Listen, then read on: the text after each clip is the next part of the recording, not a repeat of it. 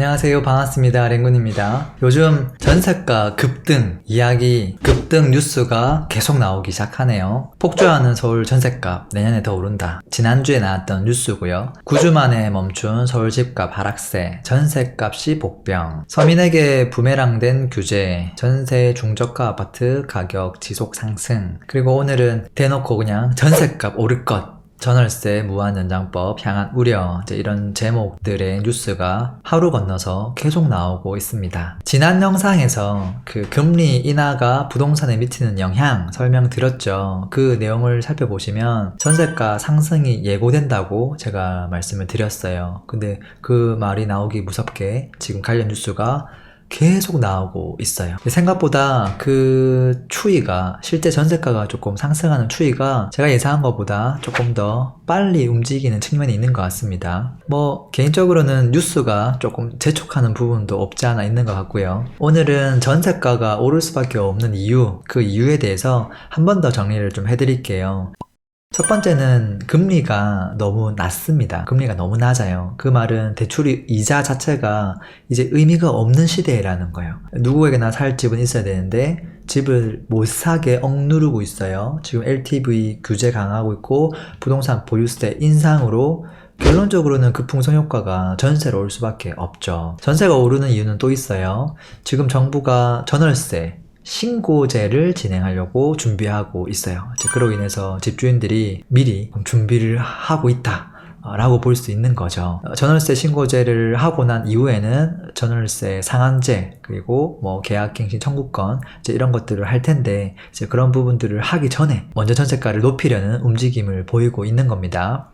자, 세 번째는 전세가 가격이 오르는 가장 궁극적인 이유인데요. 지금 현 상황에서 사람들이 선호하는 입지에 새 아파트가 사실 좀 부족합니다. 사람들은 새 아파트 살기를 원하고요. 그리고 그냥 새 아파트가 아니라 입지가 좋은 곳에 새 아파트 살기를 원하죠. 근데 이제 입지 좋은 곳들은 기본적으로 공급이 있을 수가 없어요. 재개발, 재건축을 통해서 신축 공급이 돼야 되는데 지금 그 규제로 인해서 점차 속도가 느려지고 있죠. 근데 역으로 이제 지금 청약 경쟁률을 보면 사람들의 수요가 얼마큼 폭발하는지 알 수 있어요. 지금 최근에 청약한 것들 경쟁률이 기본 100대 1이거든요. 서초에 분양했던 르엘신 반포도 그렇고요. 위례에 분양했던 우미린 2차도 그렇고요. 전부 다 100대 1을 넘었습니다. 그러니까 돈이 없어도 그냥 놓고 보자. 너도 나도 묻지마 청약. 당첨만 되면 3억 이상을 벌 수 있는 시장이다 보니까 이건 어쩔 수 없는 부분이라는 생각이 좀 듭니다. 그리고 전세 가격이 오르는 데는 한 가지 이유가 더 있습니다. 그동안 최근 3년, 좀 길게는 5년 동안 수도권의 가격이 쭉 올랐는데요. 그 기간 동안 상당히 오랜 시간 전세 가격은 정체되어 있었어요. 이 매매가가 오를 때는 아무도 전세 가격을 신경 쓰지 않죠. 근데 집값이 안정되고 규제가 심해지면 임대인은 전세 가격을 올리려고 합니다. 묶이는 돈이 적게 해서 리스크를 줄이고 싶어 하는 거죠. 근데 물론 이제 전세가를 높이고 싶지만 임대인 마음대로 되진 않죠. 왜냐하면 시장 가격이라는 게 있으니까요. 하지만 지금 전세 대출 금리가 낮아지죠.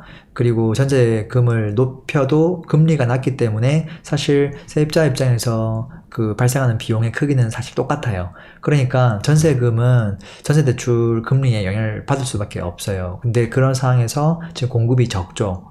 그러면 전세가 기해지겠죠. 근데 거기다가 전세 상한제까지 하면 전세가 사라지고 점점점 월세화 될 거예요. 그러면 전세 매물이 점점 더 기해지죠. 그러면 어떻게 되냐면 사람들은 그 기한 전세를 더 선호하게 돼요. 웃돈을 주고도 전세를 희망하는 거죠. 왜냐면 전세 대출을 하면 월세 내는 것보다 훨씬 적은 돈을 내고도 거주할 수 있으니까 말이죠. 그렇게 전세 가격이 올라가는 거예요. 그러니까 앞에 그 세 가지 이유가 사실은 복합적으로 버무려져서 작용을 하는 것이다 라고 보시면 될 것 같고요.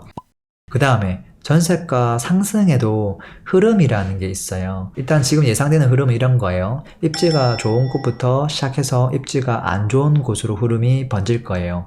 고가 시장에서 이제 중가, 저가 시장으로 말이죠. 왜냐하면 여유가 있는 지역에서 여유가 있는 사람들이 많기 때문에 이분들은 풀 전세를 이제 반전세, 월세로 전환할 수 있는 여력이 있는 사람이에요. 그러니까 이분들 먼저 이렇게 전환하기 시작할 거예요. 이제 그렇게 하다 보면 결론적으로는 전세가가 오르는 역할을 하게 돼요. 그러면 조금 그것보다 입지가 안 좋은 곳들도 그에 맞춰서 키 맞추기를 하는 거예요. 자, 전세 급등은 서울발로 시작해서 수도권 전역 그리고 광역시까지 나아갈 거예요. 공급이 좀 다소 부족한 곳들은 그동안 전세가율이 낮은 곳들은 50%, 60%, 70% 이렇게 머물던 곳들이 많은데 앞으로 그것보다는 좀 높게 올라갈 가능성이 있습니다. 그리고 입지가 좋은 곳은 기본적으로 공급이 없죠. 그러니까 전세가 되게 귀할 거예요. 그래서 부르는 게 가액이 될 가능성이 매우 높아요. 금리가 2%대에서 지금 0%대로 떨어졌기 때문에 대출 금리가 의미가 없거든요. 자, 입지가 안 좋은 곳은 어떨까요? 주변에 공급이 있죠. 새 아파트에 공급이 꼭 있어요. 이제 그래서 그곳은 전세가 상승이 굉장히 더딜 겁니다. 이런 흐름들을 조금 이해하시면 좋겠고요. 자, 이렇게 해서 제가 얘기한 대로 만약에 전세 가격이 전반적으로 좀 다 올랐다. 오르고 나면 이제 어떻게 될까요? 기본적으로 전세가 오르고 나면 다시 투자 수요가 조금 발생할 가능성이 있습니다. 물론 이제 오로지 전세 가격만 놓고 판단하진 않아요. 근데 그렇지만 영향을 줄 가능성이 있다는 점 참고하시면 좋을 것 같습니다. 최근 전세가 상승 관련 뉴스들이 많이 나오고 있는데요. 왜 이런 일이 나타나고 있고 앞으로 시장이 어떻게 움직일지에 대해서 설명 좀 드렸습니다. 저는 랭군이었습니다. 행복한 하루 되세요. 피스!